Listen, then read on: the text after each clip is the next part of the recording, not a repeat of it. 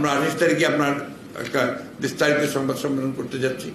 এরপরেই আমরা প্রয়োজন হলে আমাদের কর্মসূচি আমরা নেব, সেটা আপনারা জানতে পারবেন। আমাদের একটা কথা খুব পরিষ্কার করি, এটা কিন্তু আমাদেরই বক্তব্য, আমাদের এই আন্দোলন বা এটা আমাদের ভারতের বিরুদ্ধে নয়, এটা এই সরকারের বিরুদ্ধে। সরকার সম্পূর্ণভাবে ব্যর্থ হচ্ছে ভারতকে কনভিন্স করতে বা তার কাছ থেকে দাবিগুলো আদায় করে নিয়ে আসতে। আমার পানির হিস্সা না করেই সে আপনার চুক্তি সই করতে যাচ্ছে। তিস্তা আপনার পানি আমাদের সবচেয়ে আগে দরকার, তিস্তা প্রকল্পের কাজ করতে চায়, কারণ প্রকল্প করলে অনেক টাকা, সেই টাকার আসল উদ্দেশ্য আবার পরিষ্কার করে আজকে তো মমতা বলে দিয়েছে যে আমাকে বাদ দিয়ে, পশ্চিমবাংলাকে বাদ দিয়ে এটা করা যাবে না, তারা দেবে না।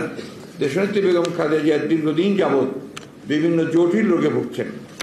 চিকিৎসকেরা তার উন্নত চিকিৎসার জন্য বিদেশে প্রেরণের সুপারিশ করেছে। দলের পক্ষ থেকে তাকে মুক্তি দিয়ে বিদেশে প্রেরণের দাবি জানানো হয়েছে। এমনকি পরিবারের পক্ষ থেকে 2 বার তার বিদেশে চিকিৎসার অনুমতি দেওয়া হয়েছে। কিন্তু অবৈধ সরকার তাদের ক্ষমতাকে চিরস্থায়ী করার লক্ষ্যে দেশনেত্রীকে হত্যার উদ্দেশ্যে উন্নত চিকিৎসা থেকে বঞ্চিত করছে। সবাই অনতিবিলম্বে দেশনেত্রীর নিঃশর্ত মুক্তি দাবি করা হয় এবং দেশনেত্রীর মুক্তির দাবিতে আন্দোলন গড়ে তোলার সিদ্ধান্ত নিতে হয়। সেই লক্ষ্যে অতি দ্রুত প্রয়োজনীয় কর্মসূচি প্রণয়ন করা হবে। আমরা হয়তো বা আগামীকালই আমরা আমাদের কর্মসূচি প্রদান করব।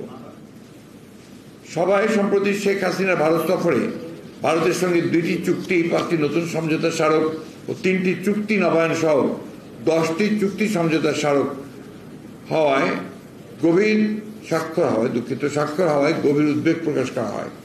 সভা মনে করে তিস্তা সহ অভিন্ন নদীগুলির পানি বন্টনের কোনো চুক্তি না করা, সীমান্তে বিএসএফ কর্তৃক বাংলাদেশি নাগরিকদের হত্যা বন্ধ না করা, একতরফাভাবে ভারতকে সকল প্রকার সুবিধা প্রদান করে বাংলাদেশের স্বার্থ ব্যাপকভাবে ক্ষুণ্ণ করা হয়েছে। কানেক্টিভিটি নামে বাংলাদেশের অভ্যন্তরে ভারতের এক প্রান্ত থেকে আরেক প্রান্ত পর্যন্ত রেল যোগাযোগ, ডাক ও টেলি যোগাযোগের সমঝোতা, কৌশলগত অপারেশন খাতে সামরিক শিক্ষা সহযোগিতা, ঔষধ সংক্রান্ত সমঝোতা, বাংলাদেশের জলসীমায় ভারতের অবাধ বিচরণ, ভারতের ইন স্পেস, বাংলাদেশের ডাক ও টেলি যোগাযোগ মন্ত্রণালয়ের সমঝোতা, রেল মন্ত্রণালয়ের মধ্যে সমঝোতা, সমুদ্র বিষয়ক গবেষণায় 2 দেশের সমঝোতা ইত্যাদি সমঝোতাগুলোতে বাংলাদেশের স্বার্থ ক্ষুণ্ণ হয়েছে।